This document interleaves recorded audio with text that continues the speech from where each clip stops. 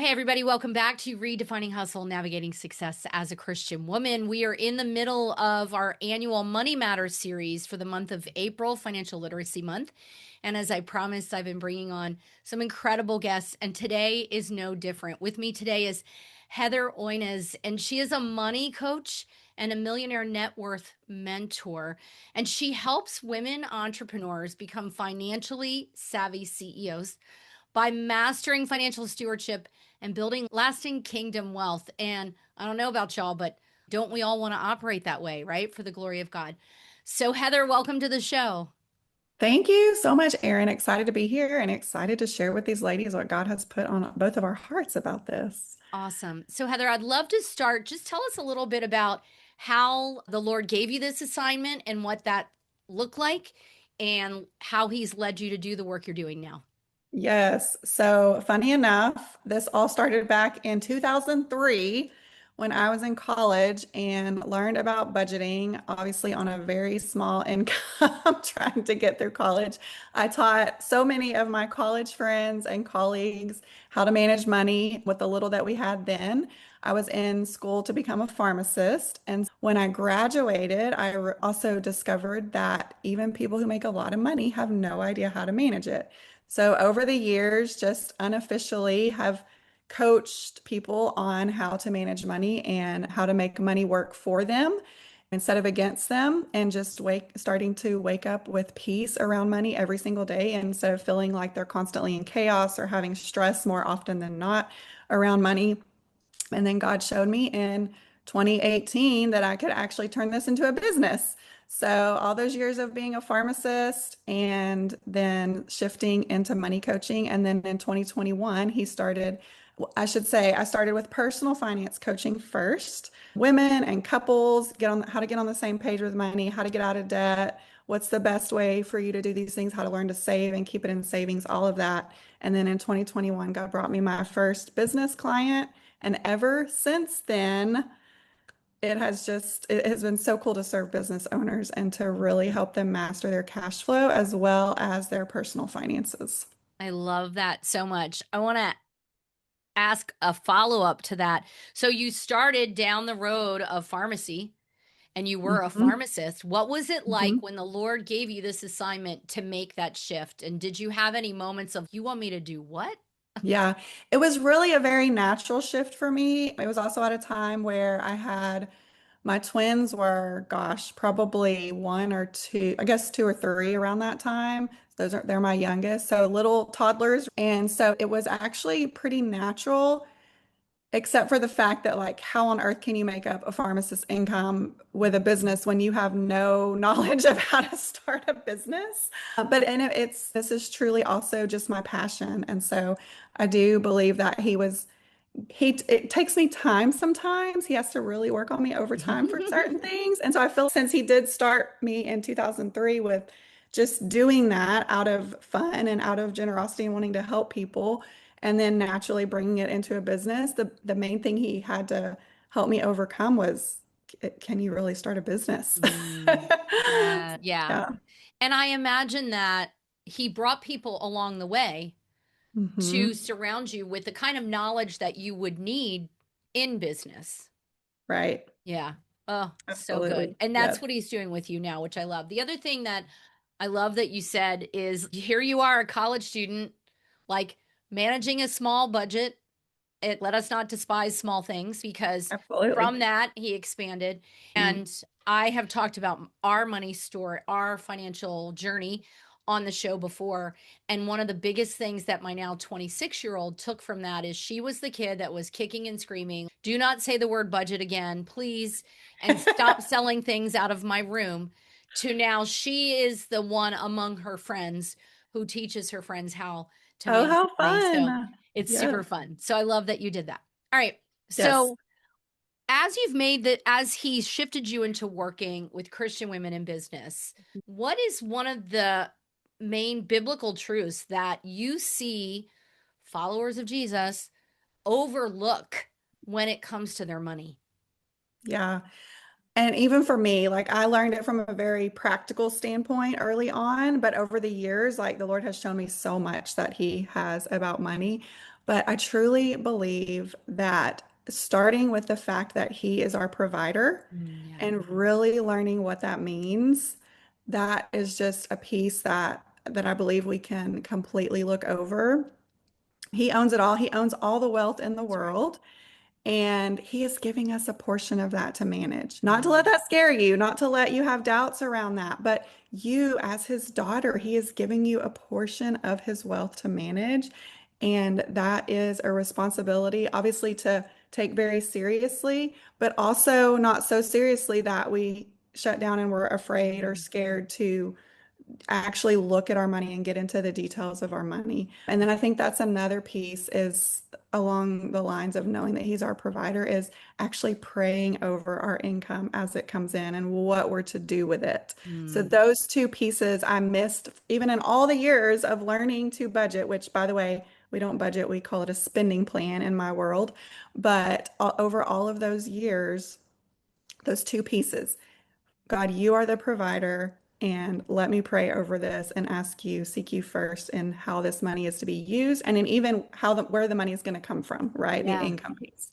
Yeah, because it's his, right? And so Yep. often the piece that I see women challenged by is they have a great month and then the next month they're already going, but I don't know where it's going to come from. No, you know who it comes from. He is your provider. Mhm. What it looks like, the sources of that, what those streams are, like that is his. But Right. he has not positioned you to do the work and to work within the skills and talents and gifts that he's given you to not provide you what he knows you need. Absolutely. Yeah. Where are the scriptural references from your perspective that underpin that truth that he is our provider, that Mhm. he is our portion, he is giving us a portion of what he manages, which is everything. Where can you point listeners? Yes. Philippians 4:19, I believe, is a great one to look at around being the provider. And then lately, I have just really been in the parable of the talents. And so that's in Matthew 25. And it's so in there we are talking about there's three different money managers that were given a portion of wealth, right? And what's interesting is that two of the money managers were able to double their money and they immediately knew what to do with it and they were able to double it. But then the third money manager buried the money. Mm. And that is where I see too many Christian women just out of fear. And it says he was afraid. So out of fear, and I think some of that could be the Lord is not judging us on this, right? Like he is wanting to see so much freedom in us and with our money when it comes to our money. But I think we put that on ourselves, and finances Mm. is something that is not talked about in even in the Christian space, maybe beyond the online business world, we hear about increasing our income all the time. Like I feel like that's everywhere we look. Yeah. But beyond that, like the details and actually managing the money and doing the things with our income that he's calling us to do, we can get scared around what that Mm. looks like. And for some reason, it is a block for so many women. And just remembering that he is a loving father, that he is our provider, and that he's going to walk with us right alongside us as we Mhm. do this. He wants us to walk alongside him through all the messiness, through all the mistakes that we might make, but he's going to bring us to the other side of that. And my goal, of course, with working with those that I work with is to get them to the point where not only are they no longer scared, but they are receiving that money and they are learning to double it. Yeah. Yeah. So often I think that stumbling block that we have is even if we know he's going to provide, then we either don't seek him on how he wants us to steward it. And we just run out ahead and go spend the money without even a plan, right? We think we have a plan, but we don't necessarily do that. And then the second thing is then we spend it and then we're in panic again. And I believe, and you can correct me if I'm wrong from the perspective of what you teach and what you coach on, it's that when we come to the Lord and we ask him, we thank him, right? First, and then we ask him, okay, how do you want me to steward this? That's all part of the spending plan that we're putting Mhm. together. Then we don't have to fear, do I know where this money is going? Mhm. Or what happens when I've done that and now I'm waiting for that next deposit. Like, we don't have to be fearful about that next deposit because we've used the money wisely in the way that when we sought him, he told us. Yes, yes. Yeah. And so many women have so many stories around how the Lord has provided at just the right time. I'm sure you have those. Amen. I have those. Amen. It's so neat to see how he provides that at just the right time. Amen. And remember that, like we need to remember, right? Think back on that. But also, I will say, what can feel so unexpected and so unpredictable about our income and our expenses, right? Like things just pop up, and all of a sudden we need money for something that breaks in the house, car breaks down, whatever. Those things can seem so unexpected, can be so unexpected. And then also, when it comes to an income, as an entrepreneur, we don't get that regular paycheck Right. like a W-2 employee. So that can feel so unpredictable. But one of the things I've seen, and we actually see this in the scripture in Luke around, Jesus is talking about desiring to build a tower, first sit down and count the cost. It's Luke 14:28. I have seen that when you do that with your money, when you actually sit down and plan ahead, too many people, even people who are quote unquote budgeting, a lot of the times it's not actually planning ahead because it's just, oh yeah, it's still more looking back and saying, I spent this, I spent that, this is what it looked like. When you truly learn to plan ahead and stick to your plan, it changes everything. Mm, It mm. absolutely changes everything. Yeah. That's so good, Heather. How do you help? You mentioned this, this variable income situation that so many entrepreneurs are Mhm. in, right? And Right. beyond the truth of setting up your flow of income in such a way that you have monthly recurring retainers, and we Mhm. know that black and white, right? Yes. How do you advise women to plan ahead when that variable can change? How Mhm. do you Yeah. physically do that in the day to day? There's actually a lot of ways to do it depending on the business, but in general, you have data in your business from previous things you've done either similarly or you're redoing, whether depending on how you get clients, right? Whether you're doing like a live launch or whatever, you have data from that. You can actually use those numbers to think through, okay, what's possible for this based on my past data.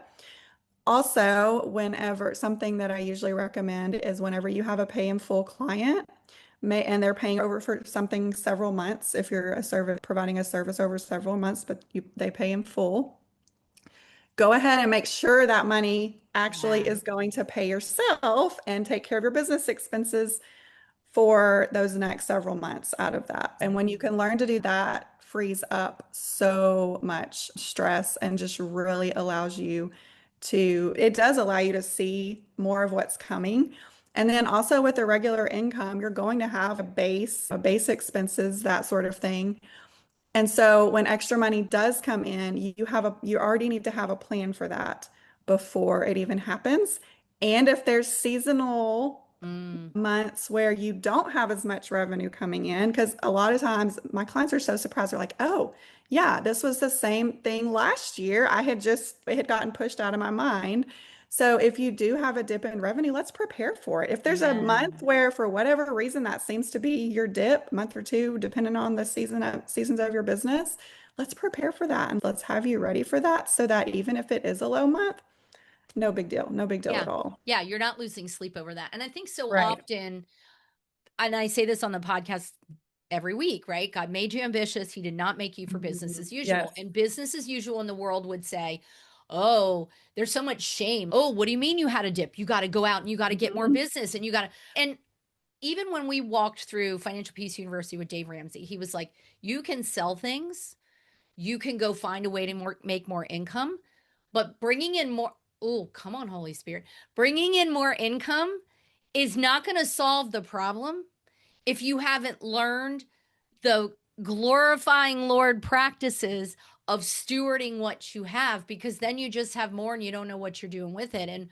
what I love Exactly. that you're saying about that piece is, listen, we're going to have up and down months. Let's not belabor that. Let's not feel shame around that, but instead let's prepare. so that it's not a surprise and we're not losing sleep on it over it and we're not putting ourselves back in that hustle mode looking like the rest of the world trying to make the business happen because that's not why the Lord gave us these assignments. Yeah, Yeah, that's so totally. good. How does stewarding our money wisely and having that spending plan, how does it honor God? Yes, that is beautiful. So that it really makes me think of leaving an inheritance to our children's children. And if we don't learn how to steward our money and we don't learn how to be proactive, obviously that is a there's a huge legacy piece, right? But also in the day to day and in how we are going about our day to day and how we're teaching our kids and bringing them up in learning to also steward money so that when we do leave, if as far as the monetary inheritance, that the kids know how to manage the money. So it's huge. And I was just thinking, so it also frees us to be present Mm, just in our day-to-day life around the things that God has called us to do. I know in business, and tell me if this is you too, sometimes we can get so, if it's fun, right? Like we're in business because it is something that we love to do. We love the impact that we make on our clients. We can also get so wrapped up in it that we can neglect some things, some other things in our life that God is amen. calling us also to steward. And Yes. when we're stressed over making the next sale and we feel like we have to make the next sale, and we need to be doing all the work to do that. If we're feeling that pressure, we can't be present in our normal, every day-to-day lives. I Yeah. had one of my clients this past Christmas, she took 2 weeks off of her business and she just said, Heather, I have never been able to take 2 weeks off and truly not be worried about the next launch or the next Mm, sale. I know I am good through January, even if I don't make any extra revenue. And we had prepared for that, right? Because that's we right. knew she was taking that 2 weeks off. So when you can be fully present in all the other areas of your life because money is no longer a worry, oh, it's the coolest thing. Yeah. I'm seeing that as threefold three ways that we get to glorify God and honor him in this. Right? One is we are creating legacy. We are doing what Mhm. the word says and preparing for our children's children and leaving that inheritance, right? Oh, fourfold. Two, we're teaching our families, our children how to manage that well, how to steward that well. Three, we're being more present because Mm, so often, although I think in some Christian circles, and I know this is true in the first business that I was in, they talked a good game of God, family, business, but in reality, they wanted it business, God, mhm. family, right? And so Right. we're able to put that those priorities in place and be present. And then the fourth thing that it enables us to do is to honor the Sabbath. I don't just mean the day of Sabbath, but the Sabbath moments in Mm, our business because we're not constantly swirling in the anxiety around money. We're actually able to rest, right? And therefore, in all ways, we're honoring him as we serve in the assignment that he's given us. That's so good. Oh, I love that. yes, Heather, absolutely. what is one thing, like if the women listening to this walked away with one thing, what is that one thing that you feel like, oh, this is the piece that I want women to know, or this is the piece that they often stumble, or if Mm, they just knew this, that would make such a difference in how they view money? yes. Ooh, that is a good question. I truly I would say let's do the four P's. Yeah, please So do it. I guess it's maybe more than one thought in It's these four okay. I P's, love but this. okay. So first thing is pause. I Mhm. think so often when we receive money, there's all the bills to be paid, there's all of that. And the excitement, right? Of, oh, I can spend on some things, maybe a little, do some things for myself, my family, whatever that we maybe normally can't do. Pause. Mhm. Okay. Pray. Ask him, what is that money for? What bills do need to be paid? Even how can we get ahead sometimes, depending on the situation?